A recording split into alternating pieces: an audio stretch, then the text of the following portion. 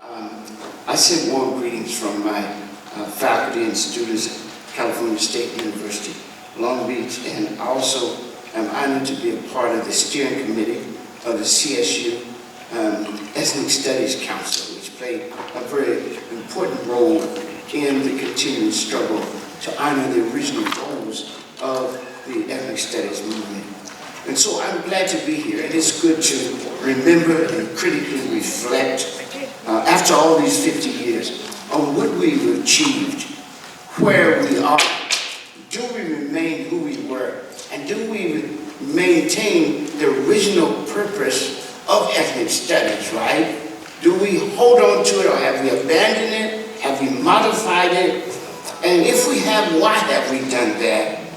Malcolm, who is our intellectual father of so much of our ideas in the 60s, argued that of all our studies, history is best prepared to reward our research. And he's building on the understanding that if you know the beginning well, the end will not trouble you, and that we must study always how things develop. Nothing comes into being by itself. Everything is a result of that which came before it. And so what has happened that has transformed ethnic study from what it originally was in many very important ways. So it's good to reaffirm our original commitment. And so when I talk about ethnic studies, it's important for me to recognize the work we've done with the CSU Ethnic Studies Council. So I'm going to talk from the document, the CSU CSU Task Force Report on the advancement of ethnic studies, because two things. Number one, our campus, Cal State Long Beach, is initiated the struggle that brought us to this point, and also because, as my colleagues here, I was one of the principal writers of the report, and the ideas reflect what I agree with, okay? So ethnic studies is the interdisciplinary and comparative study of race and ethnicity with special focus on four historically defined racialized core groups: Native Americans, African Americans, Asian Americans, and Latino American. And so what are the things that define us? Because that's a very important thing. In whether we have black studies, and I usually say black studies, even though we say African studies, I do black studies because black studies is struggle. When you say black, that's right away, that's something different, right? So I think it's very important. When people hear that, black study, they think of struggle. When they hear Africana study, it's like an intellectual project. Even though I'm an African, and even though I'm for African studies, right? At the core of what I'm doing is black studies. And when I tell my students that, I tell them that also. But we have, in black studies, we have developed this idea that we have to go global, and that we have to make sure that people don't see us in a kind of silo. And sometimes the way people, even our former president, defined black, see, I'm getting off, I got to go down this line. Even, they make it look as if it's a narrow conception. In fact, it's the white agenda that's narrow, not the black agenda. We don't have an agenda where we exclude other people. If you see our best ethical agenda, it's always inclusive, right? And that's how we could build the Third World Liberation Front. That's how we could work in other places in this country and bring people in. And that's why we conceive of ethnic study as a cooperative and collaborative project. And what defines us? And this is important because everybody now, because we're making, with 1460, AB 1460, we're making ethnic studies a requirement. Everybody wants to be an ethnic study. But we argue that ethnic studies is primarily focused on race and ethnicity as distinct from other disciplines that engage this as one among many subjects they touch.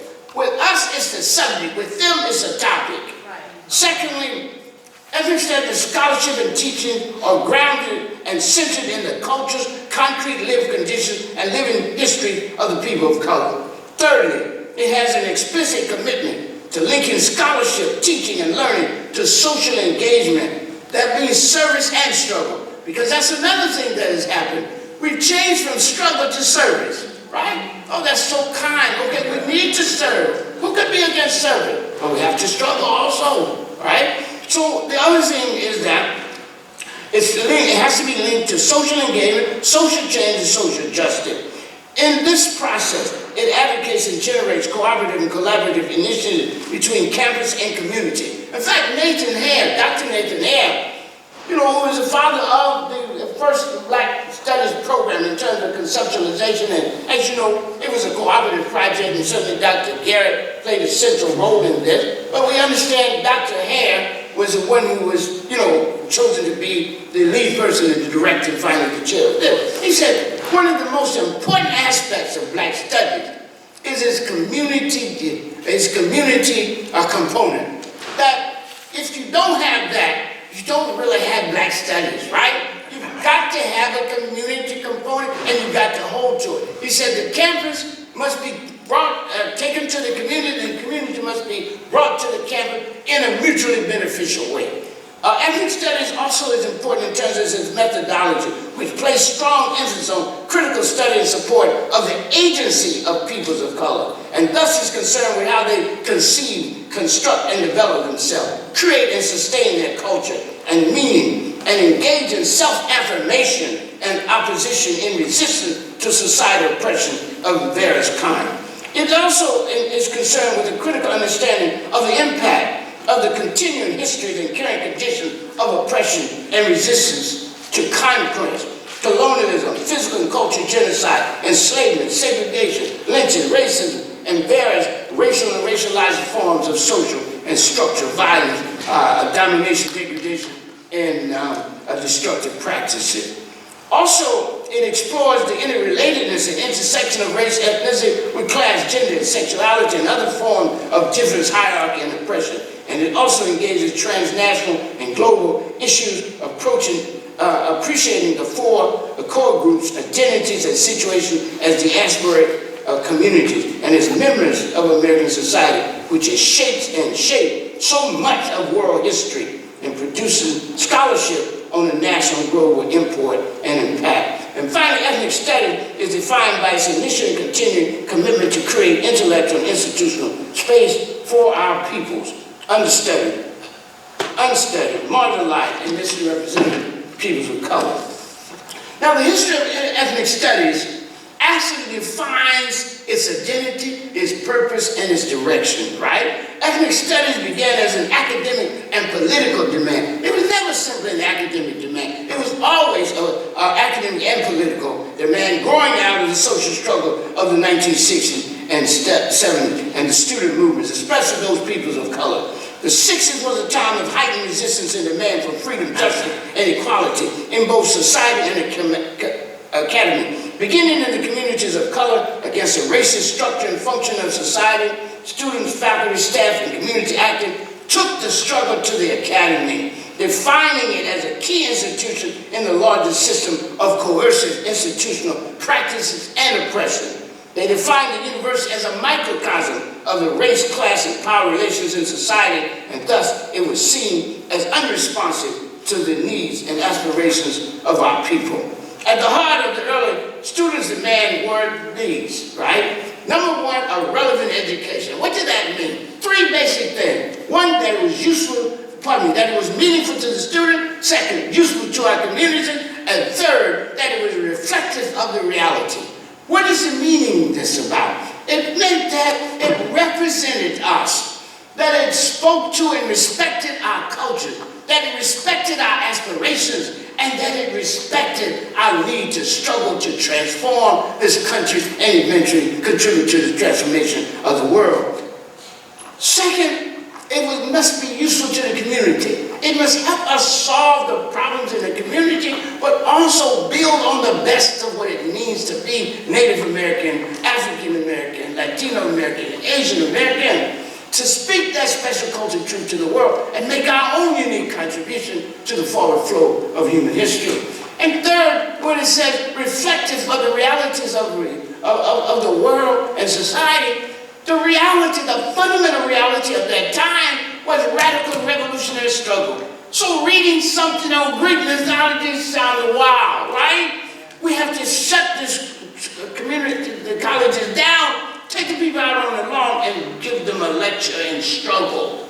That was what was happening then. Also the thing that was happening in terms of that was a demand for rightful and adequate representation the end of the Eurocentric character of the curriculum, recruitment and admission, respect for the equitable treatment of students of color, and the development and institutional establishment of our discipline.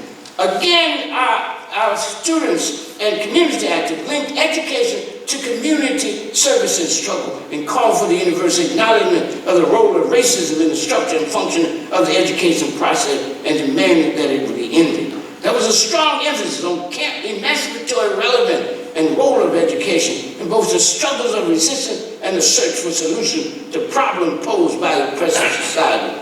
It is within this context that at San Francisco State University, which y'all already have, so I won't go, for example, other student organizations of color joined with the Black Student Union and under the umbrella of the organization's Third World Liberation Front, and with white allies, began to struggle to establish Black studies and ethnic studies in the academy. Reflecting a common concern for students of color and ethnic studies, they crafted demands that served as a model and impetus to continue the struggle for Native American studies, Chicano and Latino studies, and Asian American studies. Similar initiatives happen all over the country. And what we have to do now is make sure that we honor that legacy by continuing to reaffirm our original meaning, which can be summed up in what we say in Black studies: cultural grounding, represent the best of what it means to be Native American, African, Latino, and Asian, and human at the same time, and speaking that special cultural truth to the world, making our own unique contribution to the forward flow of human history. Second, it has to deal with intellectual excellence. We must bring forth the best of our thinking, the best of our ways to understand the world. One of the greatest powers in the world is a power to define reality and make others accept it, even when it's to their disadvantage. And Europe has done that. It has defined the world to its own advantage and made some of us accept it, even though it's to our disadvantage. So this intellectual thing must be a contestation of things that exist and the posing of a new paradigm of what it means to be us and human. And the last thing is social responsibility and engagement. Again, we end where we began, with the community. Outside of that, what relevance is this other than another experiment in academic exploration of what?